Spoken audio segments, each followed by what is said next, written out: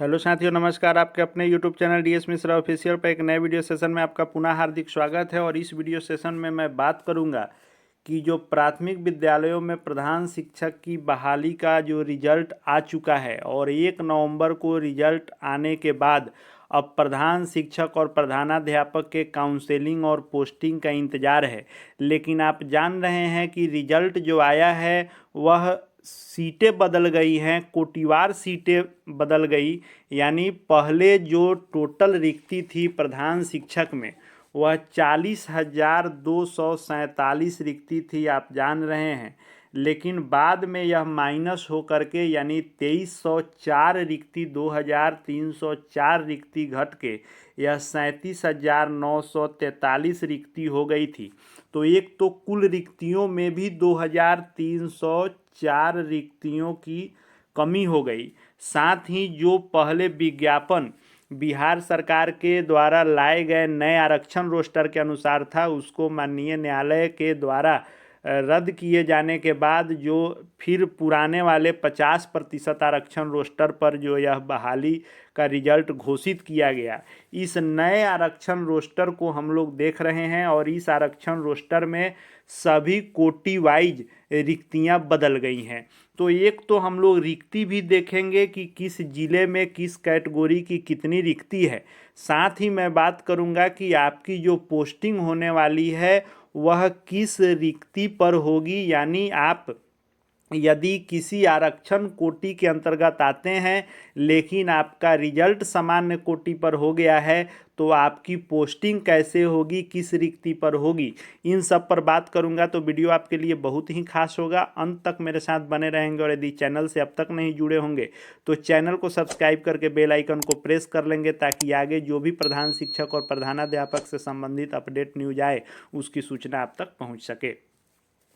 तो आप पहले जिला वाइज यह रिक्ति देख लें। जैसे मान लीजिए कि अल्फ़ाबेटिकल जिलों का नाम जो यह दिया गया है और यह अररिया की रिक्ति को आप देख रहे हैं। इसमें जो रिक्तियां हैं आप इसको देखेंगे तो यह जो रिक्ति है पहले वाले कॉलम में यह जो 311 रिक्ति दिखा रही है यह सामान्य पुरुषों की है। एक एक जिले में हम लोग समझ लेते हैं कि कौन रिक्ति किसकी है, उसके बाद हम लोग जिला वाइज ऐसे ही स्क्रॉल करके देखते चलेंगे। आप स्क्रीनशॉट ले सकते हैं या आपके पास उपलब्ध होगा तो उसमें आप वैसे अपने ज़िले का देख सकते हैं। दूसरा जो है वह सामान्य कैटेगरी के महिला का रिक्ति है। तीसरा जो है ईडब्ल्यूएस का है जो 78 दिखा रहा है। चौथा जो है ईडब्ल्यूएस महिला का है। उसके बाद यह बीसी कैटेगरी की रिक्ति है पुरुष की। उसके बाद बीसी महिला और उसके बाद ईबीसी की रिक्ति है जो 140 दिख रहा है। उसके बाद आपको जो 75 रिक्ति ईबीसी महिला की है।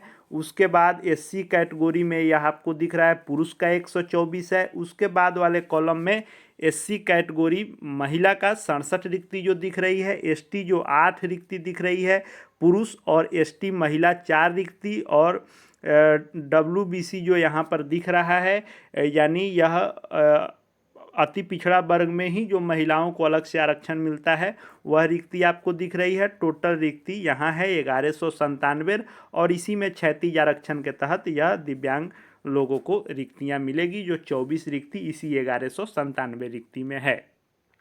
ऐसे ही आप देखते चल सकते हैं कि अररिया, अरवल, औरंगाबाद, बांका, बेगूसराय, भागलपुर, भोजपुर, बक्सर, दरभंगा, गया, गोपालगंज, जमुई, जहानाबाद, कैमूर, कटिहार, खगड़िया, किशनगंज, लखीसराय और मधेपुरा, इस पेज पर इस 19 जिलों की रिक्ति दी गई है। आप अपने कोटि के अनुसार इसको देख सकते हैं और स्क्रीनशॉट ले सकते हैं यदि आपके पास यह उपलब्ध नहीं हो तो।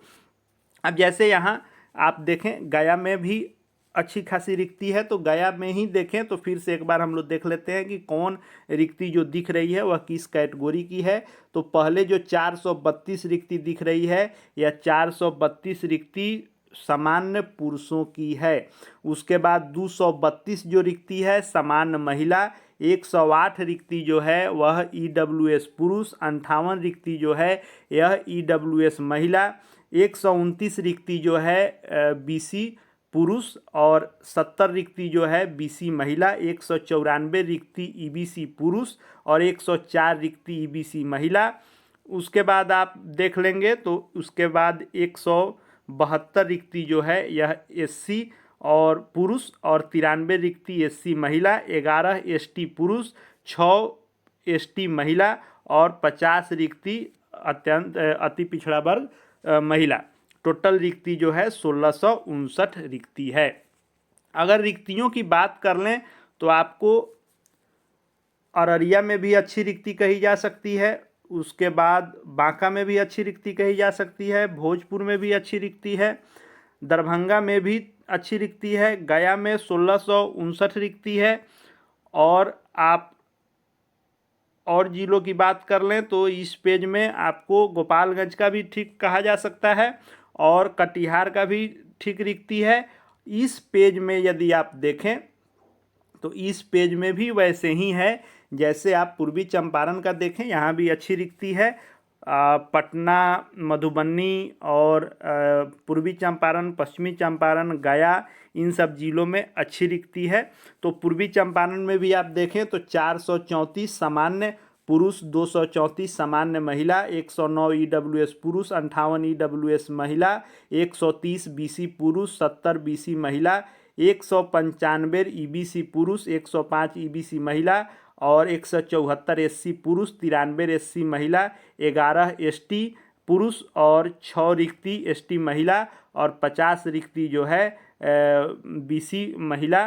टोटल 1669 रिक्ति है। हालांकि हर जिलों में पहले के मुकाबले रिक्ति घटी है क्योंकि 2304 विद्यालयों के मर्ज डिमर्ज होने के बाद सभी जिलों में रिक्तियां घटी हैं। तो यह जो आप देख रहे हैं इस जिले के अंतर्गत आप आते हैं तो इसका भी स्क्रीनशॉट रख सकते हैं आप, यदि आपके पास उपलब्ध नहीं है तो। इस पेज में भी आप बात कर लें तो मधुबनी जिले में 1840 रिक्ति है, मुजफ्फरपुर में भी 1556 है, नालंदा में भी अच्छी रिक्ति है, पश्चिमी चंपारण में भी अच्छी रिक्ति है, पटना में भी ठीक ठाक है, बढ़िया है, 1851 रिक्ति है टोटल, पूर्वी चंपारण 1669, पूर्णिया में भी ठीक कहा जा सकता है, रोहतास, फिर आप बात कर लें समस्तीपुर और सारण, इन सब जिलों में अच्छी खासी रिक्ति है।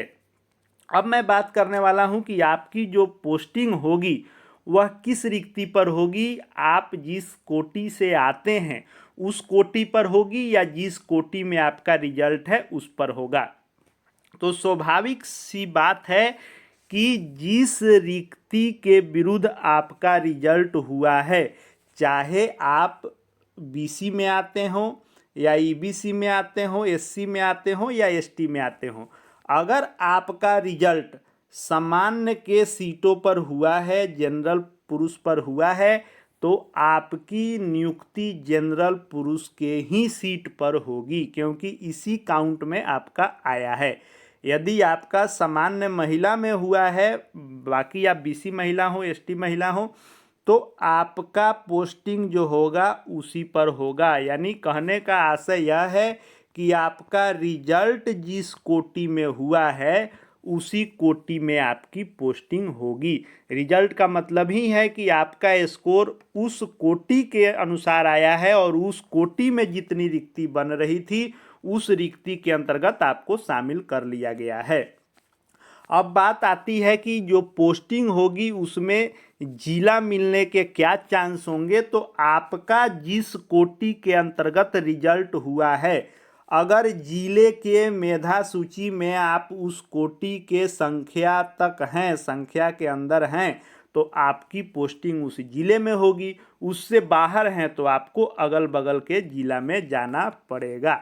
जैसे मान लीजिए कि आप पटना जिले से हैं और सामान्य पर आपका रिजल्ट हुआ है, जनरल कैटेगरी में आपका रिजल्ट हुआ है, तो 482 व्यक्ति जो पुरुष में रिजल्ट होगा तो 482 व्यक्तियों को पटना मिलेगा। 482 से अधिक यदि सामान्य पुरुष में पटना जिले के शिक्षक पास होंगे तो उनको अगल बगल के जिले में जाना होगा। वैसे ही हर के लिए रहेगा। महिला का 259 है तो सामान्य महिला 259 तक होंगी तो पटना जिला मिल जाएगा। वैसे ही ईडब्ल्यूएस की बात कीजिएगा तो ईडब्ल्यूएस में 120 पुरुष के लिए 120 के अंतर हैं तो 120 तक आप हैं तो पटना जिला ही मिल जाएगा। 65 ईडब्ल्यूएस महिला की रिक्ति है तो 65 महिलाएं जो ईडब्ल्यूएस कोटी में रिजल्ट होगा वह पटना उनको मिल जाएगा। बीसी में जो 144 पुरुष होंगे उनको, यानी जिस कोटी में आपके लिए जितनी सीटें हैं और जिस कोटी में आपका रिजल्ट हुआ है वहाँ तक आप आते हैं तो आपको अपना ज़िला मिलना तय है। और मैक्सिमम लोगों को अपना ज़िला मिल जाएगा क्योंकि 1000 के लगभग कम ही सीटों पर रिजल्ट हुआ है। आगे प्रधान शिक्षक और प्रधानाध्यापक से संबंधित जो भी अपडेट आएंगे सब अब यहाँ आपको देखने को मिलेंगे, इसलिए चैनल से जुड़ जाएंगे, चैनल को सब्सक्राइब करके बेल आइकन को प्रेस कर लेंगे। साथ ही साथ हमारे Telegram channel DS Mishra official से जुड़ जाएंगे, वहाँ भी प्रधान शिक्षक प्रधानाध्यापक के हर अपडेट आपको मिलते रहेंगे। इस वीडियो को देखने के लिए आपका बहुत बहुत धन्यवाद।